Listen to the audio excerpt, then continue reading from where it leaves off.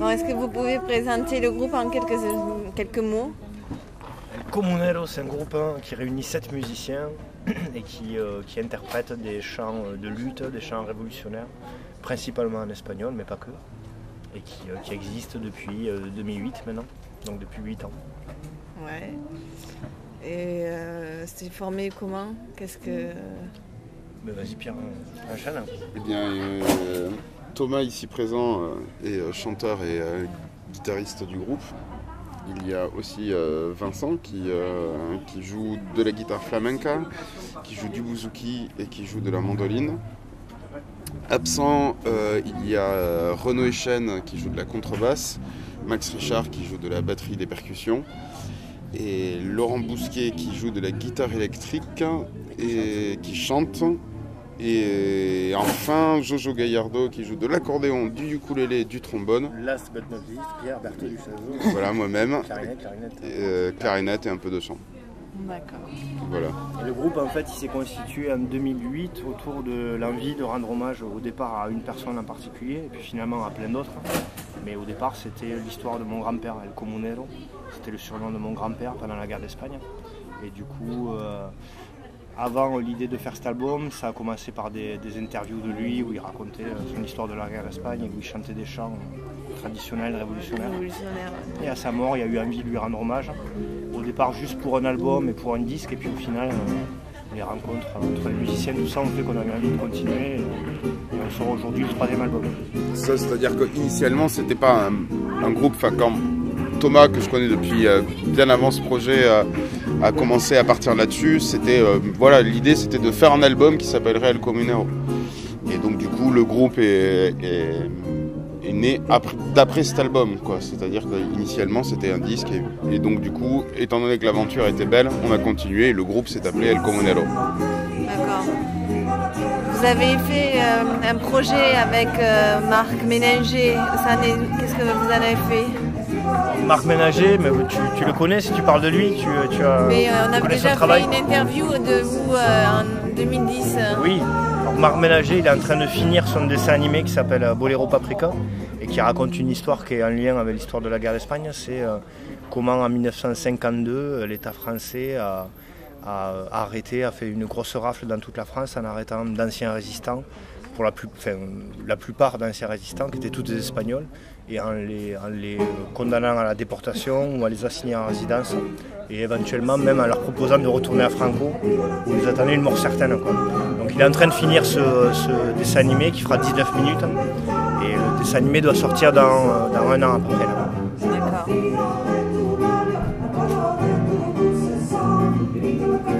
Et vous en êtes où maintenant de vos projets?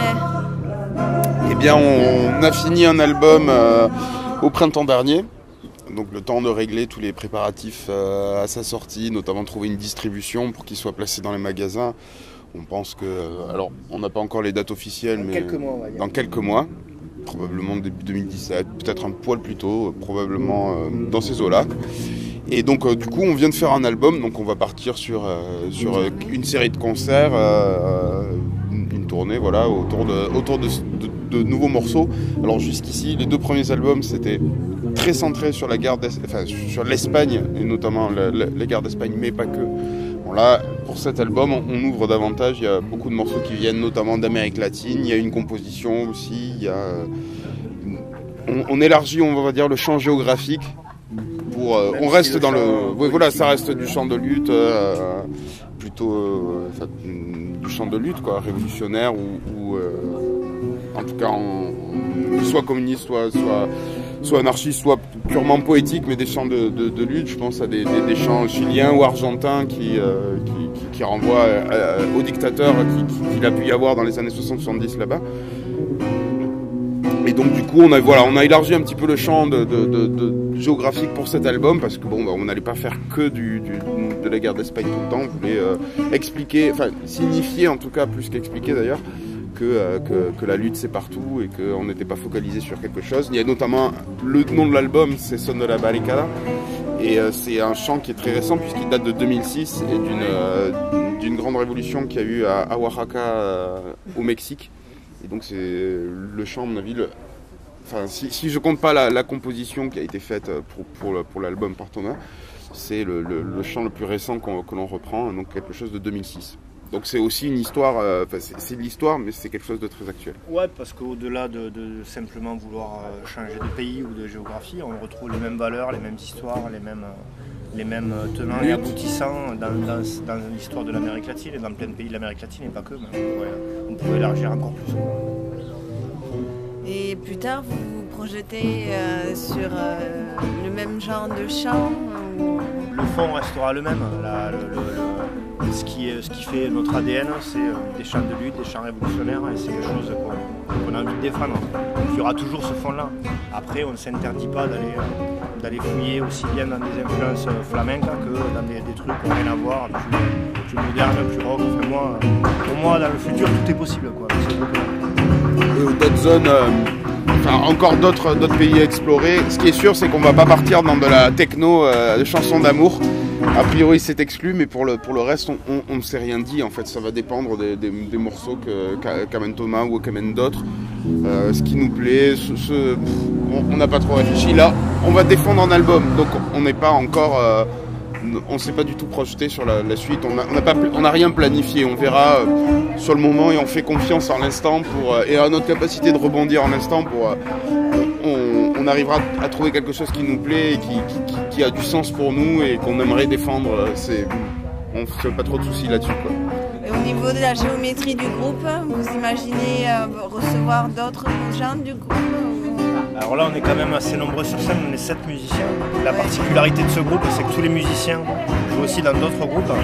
Donc ça fait qu'assez régulièrement, on arrive à jouer avec des invités, à inviter des gens sur scène avec nous. Je pense à Serge Lopez, à Raphaël Pradal, à Joaquim Sanchez-Ril, à Sylvia, qui sont des gens dont on sait que ce répertoire-là les touche, qu'ils le connaissent et qu'ils ont envie de le défendre aussi. Donc ponctuellement, on peut se marier comme ça avec d'autres musiciens, les inviter. Mais là, je crois que le combo du groupe avec 7 musiciens, et ces 7 musiciens-là, on n'y touche plus, quoi. Ouais. On a trouvé la formule idéale. C'est tel quel. Après, on peut voir des concerts d'El Comunero avec des membres absents, donc du coup les configurations changent parce que c'est un exemple très bête. Le 8 octobre prochain, El Comunero joue à Nantes. Moi je serai pas là, je joue de la clarinette. Bon ce jour-là il n'y aura pas de clarinette, mais ça restera. Mais étant donné qu'on a beaucoup de groupes, forcément c'est le genre de situation qui revient. Bon, l'essentiel des concerts, c'est quand on est tous là, on est une équipe fixe, on est une bande de copains. Donc on n'a pas de raison valable de changer quelque chose qui fonctionne super. Et vous venez tous de la même ville pour pouvoir... Pas du tout. Vas-y. Donc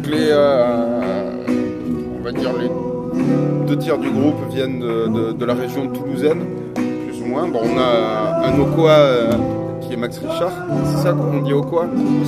Occitan. Voilà, quelle est la culture?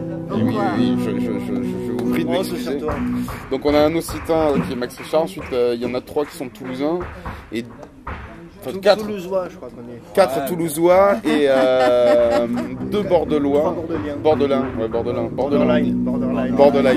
2 Bordelines. Et voilà. Donc du coup, on va dire le Grand Sud-Ouest, on est dans ce secteur-là. Donc ça ne doit pas être évident pour les répétitions. Non, mais bon, après ça c'est des gestions de planning. Donc en général, effectivement, on ne peut pas répéter une fois par semaine. Mais on espère avoir suffisamment travaillé pour faire un concert de qualité. Ah, je ne doute pas. Nous, des fois, on en doute un peu. Mine de rien, au bout de 8 ans de vie commune en groupe, on a quelques... J'aime pas le mot automatisme, mais on a des repères. Des réflexes aussi. On sait fonctionner ensemble et comment faire tourner les choses ensemble. On commence à bien se connaître. On se connaît les yeux fermés. Bon, maintenant, une question un peu subsidiaire. La dernière chanson que vous avez téléchargée?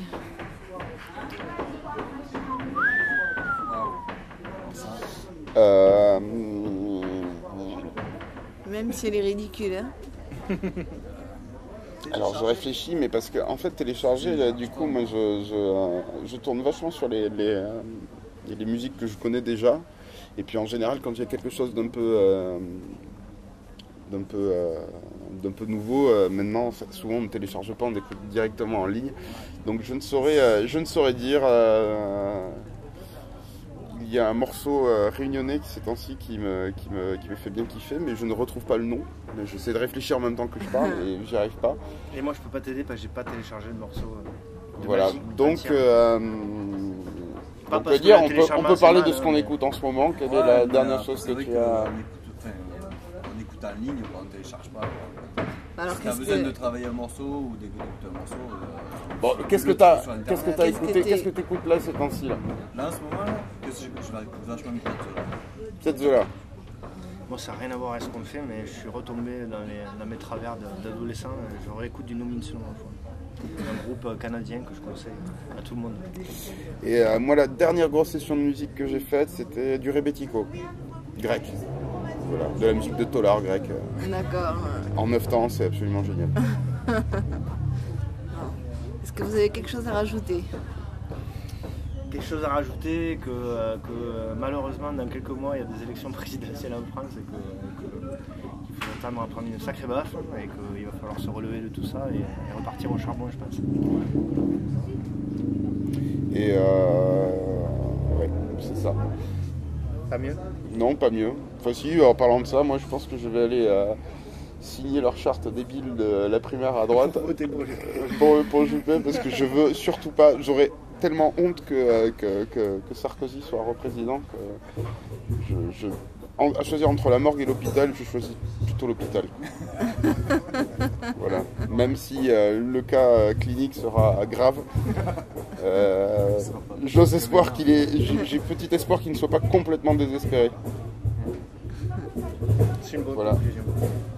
Merci beaucoup. Merci à vous.